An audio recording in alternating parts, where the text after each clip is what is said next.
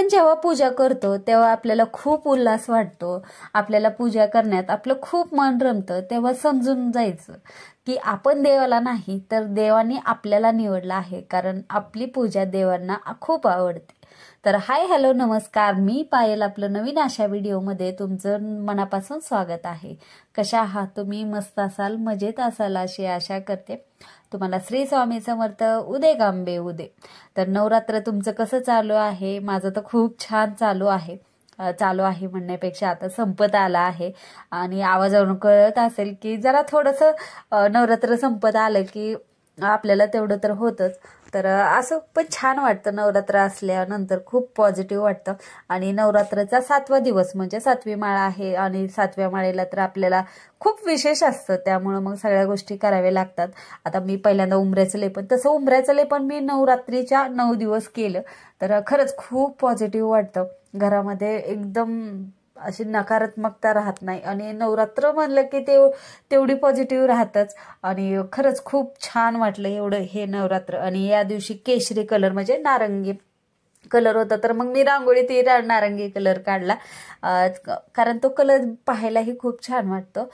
मग अगोदर म्हटलं पूजा करून घ्यावी, देवांच्या करण्याच्या अगोदर मी उंबऱ्याचं लेपन केलं आणि नंतर पूजा करून घ्यायची. सकाळचं माझं नवरात्रमध्ये हे शेड्यूल होतं, पण खरंच खूप मजा आली या नवरात्रामध्ये. आणि उंबऱ्याचं छान लेपन करून घेतलं. आणि या दिवशी झेंडूच्या फुलाची आपल्याला घटाला माळ घालायची होती, कारण नवरात्रीमध्ये झेंडूचं फूल खूप महत्वाचं असतं. खूप मान आहे झेंडूच्या फुलाला. आता दसरा आपला येणार आहे, तर दसऱ्यालाही खूप झेंडूच्या फुलालाच मान असतो. बघत बघत आता नवरात्र संपत आलाय, म्हणजे आता आज जो व्हिडिओ मी टाकत आहे तो 9व्या दिवशी टाकत आहे आणि 10व्या दिवशी आपले देव उठणार, म्हणजे देवांची आपल्याला पूजा करायची असते. जे आपण व्हिडिओवर देव ठेवले असते, आपण 9 दिवस देवांची पूजा करत नाही, फक्त हळदी कुंकू वाहतो, तर ते देव आता उद्याच्याला म्हणजे बुधवारी स्वच्छ करायचे असतात, त्यांना नवीन कपड्यावर ठेवायचं असतं आणि अजून पूजा करायची असते. तर असं असतं. तर उद्याच्याला ते करायचं आहे, देव उठायचं आहे. आणि आपण जे उपवास पकडतो तेही उद्या 12 वाजता म्हणजे बुधवारी 12 वाजल्यानंतर आपल्याला सोडायचं आहे. आता सगळीकडेच तेच आहे, कोणाचे नवमीला उपवास सुटतात, कोणाचे दशमीला.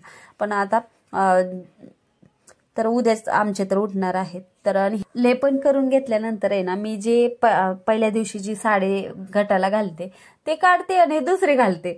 असं माझं रोजचं म्हणजे रुटीनच असतं. आणि खरंच खूप देवीला असं नवीन नवीन सजवण्यात पूजा करण्यात खरंच खूप छान वाटलं मला या नवरात्रामध्ये.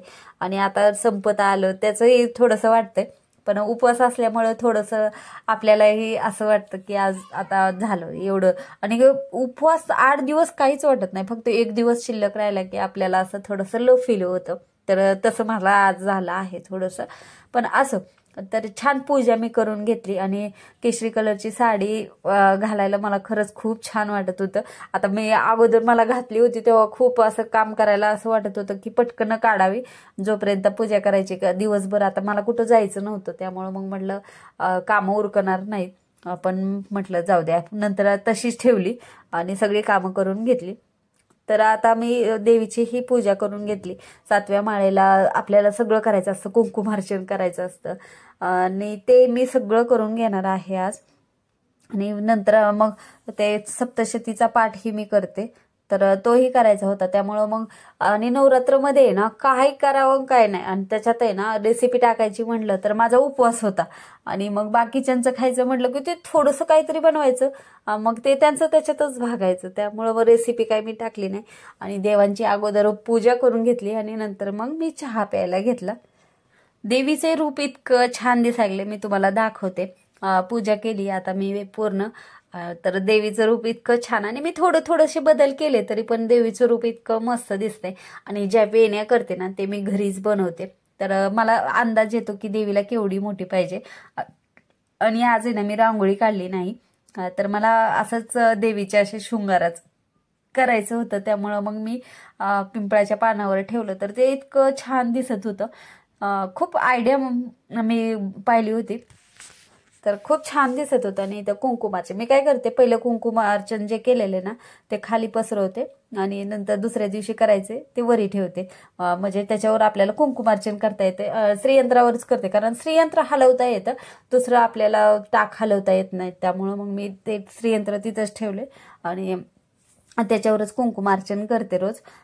कुंकुमार्चन केलेलं कुंकू मी नंतर मग ठेवेल माझ्याकडंच, म्हणजे मला लावायला.